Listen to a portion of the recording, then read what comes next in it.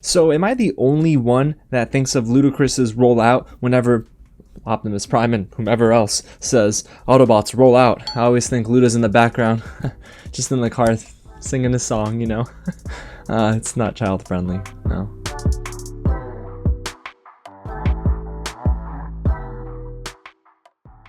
What's going on, everyone? James here with another real review, and today we're diving into all of my spoiler-free thoughts on Transformers Rise of the Beast. A huge thank you to Paramount Pictures for giving me the chance to watch this early in theaters for review. You can also catch it when it drops this weekend on June 9th, and when you do, be sure to let me know what you think of the movie. But seeing this on the big screen definitely adds a different effect and experience, so I do recommend seeing it on a big screen, because watching this on streaming, for example, might not hold the same effect for you. But the movie itself, on paper, is already a step up from a lot of the Michael Bay movies we got. Rise of the Beast is directed by Stephen Caple Jr., who was in the chair for Creed 2, and the film itself stars Anthony Ramos as Noah, Dominique Fishback as Elena, Peter Cullen, who voices Optimus Prime, Ron Perlman, who voices Optimus Primal, Tobe Nwigwe makes an appearance as Reek, and even Peter Dinklage voices Scourge. Now, in my out-of-theater reaction, I know I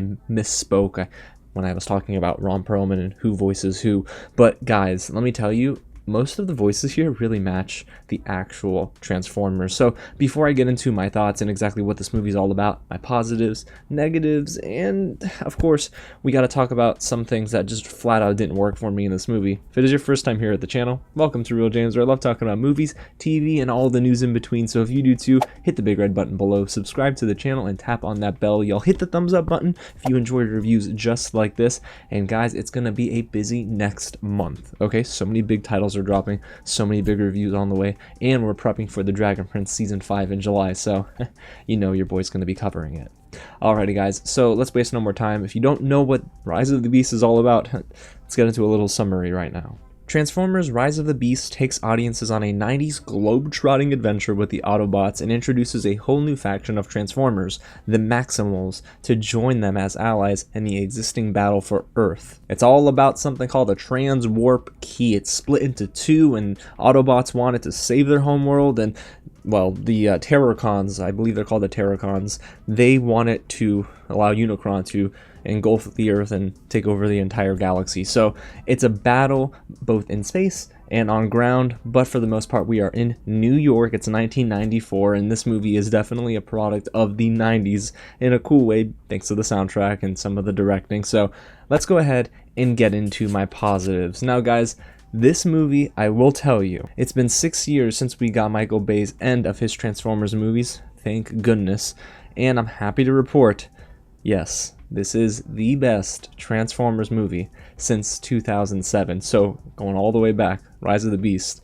is definitely a step up from everything we got after that first Transformers movie. And a big reason why is because director Stephen Caple Jr. is able to deliver a movie that's on a human level, it's grounded, it features main characters that are likable, and yeah, this entire movie just really flows and starts from the human characters and trickles into the Autobots and everyone else. If not for a likable duo like Dominique Fishback and Anthony Ramos, this movie would not work for me, but I'm really glad that they dove into, you know, some of the more human elements of the Transformers world, so it did work for me in that regard. And I will say this is the most well shot film of the franchise.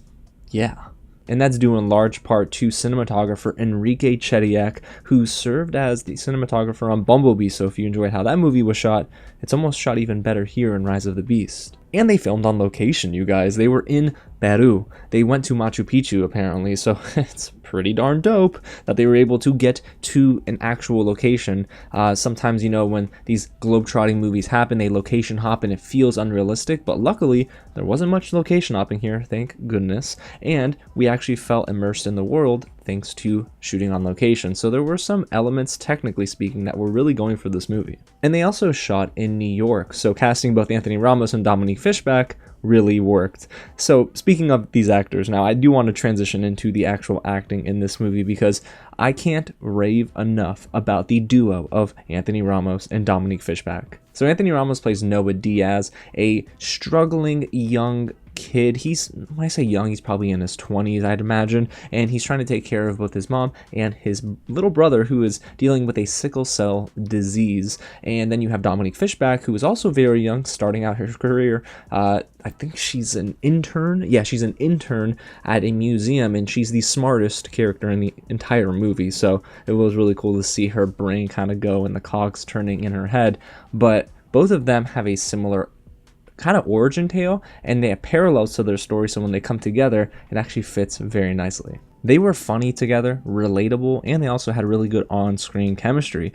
And it's also a plus that their scenes together felt earned and they weren't forced. Yeah, you can just tell this movie really does take care of its human leads. I know this movie is a Transformers film, but for it to be relatable for us humans, you gotta have characters that we can almost see ourselves in, and luckily Dominique Fishback and Anthony Ramos are just that. Another duo I was a really big fan of was also Mirage and Noah. Pete Davidson is the voice of Mirage, this Porsche that can also change into a Lambo. It basically can duplicate itself, but this Transformer is amazing. I genuinely had no idea who Mirage was before this film, and Pete Davidson ends up turning in my favorite performance of the movie. He's funny, he's got great comedic timing, I mean, clearly, but man is he good. He also had this childlike sense of wonder about him that really worked for me, and there was probably the most heartfelt moment of the entire movie between Mirage and Noah. His back and forth banter between Anthony Ramos was just excellent, and it really helped the first half of the movie flow. I'm not a big fan of Pete Davidson's comedy and his style, but man, he was the best performer in this film, so good job, Pete Davidson. Now, of course, there are some other notable performances here. Let's start with Peter Cullen, who voices Optimus Prime. This guy is Mr. Consistent. Of course, he voiced Optimus in the Michael Bay Transformer movies, and for me, that is the definitive Optimus Prime voice. I mean, he's just really good here. He's commanding, and he brings about a presence for Optimus Prime that really helps put this character on the map all over again. So we got a really good Autobot, and now we're going to go to a really good human in this movie, and that's Tobe Nwigwe as Reek. He's good friends with Anthony Ramos here, and Reek gets himself into some trouble, but the comedic timing by Tobe Nwigwe was on point, and he served his purpose well. Now, is this a character that has depth, layers to it? No, absolutely not. But Tobe Nwigwe did exactly what he needed to do to add to the movie and not take away from it. And one Transformer I'm not too familiar with is Optimus Primal, so Ron Perlman's voice is very notable here, and his gravelly voice work, oh, it was awesome. Yeah, it was really commanding, but also I kind of wish they gave him a little bit more love alongside Michelle Yeoh, who voices Airazor. I feel like the Maximals were kind of sidelined a little bit, but we'll talk about that in my negatives. Let's just say though, Michelle Yeoh and Ron Perlman, they also did a really stellar job. Again, just wish they had more material to work with. And y'all, I'm gonna be honest, I was shaking my shoulders a little bit and singing along to this soundtrack because there were some excellent needle drops in Transformers Rise of the Beast. Because this movie takes place largely in New York, there's a lot of hip-hop classics that we hear from start to finish, and I'm a sucker for New York hip-hop. I love boom bap beats. It really works for me, okay? And I was a big fan of all the songs they included here, and it had the theater kind of, rocking along with it too. So this movie's really going to appeal to a mainstream audience, due in large part to the effective soundtrack. And there's also a really well-placed original song for the movie by Tobe Nwigwe in the third act. It worked well on screen. I don't know how much I'll listen to it, outside of the context of the movie, but within the context of the movie, it was good. So we have solid directing, some awesome performances, and music that will make you really happy. But what about the negatives? Now, I'm gonna be completely honest here, you guys. There is a huge drop-off in quality once the movie gets into the second half. Woo, let me tell y'all, it's like going to Shake Shack and then going to Five Guys. There's like a huge drop off there. When the Autobots, Noah and Elena, they get to Peru, that's when the movie starts to have a lot of its flaws exposed. There's like a microscope on all of these flaws and setbacks that are on full display. The pacing in the first half of the movie is really solid. There's a lot of neat action set pieces, there's great dialogue, and you can tell that they're setting up for something grandiose and big. But in the second half of the movie kind of slows down before that final battle. And that to me was not the move. It becomes a chore to sit through, and it's sluggish. I can't tell you that this movie felt like it was worthy of even the 2-hour runtime. It's just too long, and unfortunately the script doesn't help. The script is arguably the weakest part of this movie. There's far too much expositional dialogue. The screenwriter here, Joby Harold, I believe his name is also writing The Flash, so it's just a little interesting to see the approach that they went with. There's a lot of tell, not a lot of show here, and it drags the movie on. It could have been 20 minutes shorter, but it's because, again, that expositional dialogue that just kind of makes you sleepy. You know, you're just listening to them talk about all these things, throwing out all these words that you're not familiar with, if you're not a hardcore fan, of course. And then by the end of the big dialogue moments, you're just left with another one. It's back-to-back expositional dialogue scenes in the second half of this movie, and it really didn't work for me. And the film tries so hard to make us believe that the villains are, in a way, having a sort of impact on the film. I could not get into Scourge being this unbeatable foe. Granted, again, the material here is not great for Peter Dinklage, who voices Scourge, but I will say I think Peter Dinklage's performance was my least favorite in the movie. His and Liza Koshy's for RC, but that's not because of their acting, it's just the material that they were served was pretty shallow. And there's a lot of on-the-nose dialogue as well here that just treats its audience like it's very elementary, and that's not great, you know, just overly explaining things, especially when we get introduced to the Maximals, and maybe that is probably a good way to segue into this next point, which is the Maximals were sidelined because this movie, again, is just overstuffed. There's an origin tale for Noah, there's an origin tale for Elena. There's also an origin tale for the Maximals and an origin tale for the Autobots. Oh, and an origin tale for Unicron. It's just way too bloated. There's almost 2 movies in one. And I get it, this is the first time they've put out a Transformers film in many, many years, so they're trying their hardest to maybe reintroduce audiences to Transformers and then also introduce that Beast Wars angle. But if you're coming to this movie because you're very excited for the Maximals, you're going to be very disappointed because the film itself doesn't really treat them with the gravitas that I feel like they deserved. Instead, it's just, here are some more Transformers and they're going to fight in the end. And, oh, we'll just use Optimus Primal to explain a ton of stuff. Oh, and a little bit more action, but Maximals here are just really not serving that much of a purpose. It just made me really disappointed to see Airazor and Optimus Primal, as awesome as they are, just be used as plot devices and feel expendable. Sadly. In another area of this movie that I was largely disappointed in, and this might come as maybe a hot take for some, the actual battles between the Transformers, you know, Autobots, the Terracons, and the Maximals, felt really underwhelming. This is one area where Michael Bay's Transformers movies did a much better job. In Rise of the Beast, it feels a bit fabricated and unimpactful. All the punches, all the blasts and the explosions just never landed for me. It felt like I'm watching a ride, you know what I mean? Like a theme park scene in those motion rides instead of actually watching a film, because it just felt like they have to do this, they have to explode that, instead of it actually weaving into the narrative properly. The middling score by Jognik Bonteps doesn't help either. It never really lands, and it makes each scene feel less epic when we should have been riding on a high. I was waiting for some amazing score to come through so that I would feel completely engrossed in this action sequence, and instead, it's just there. Like, the score is super generic here. There's nothing unique about it, unfortunately.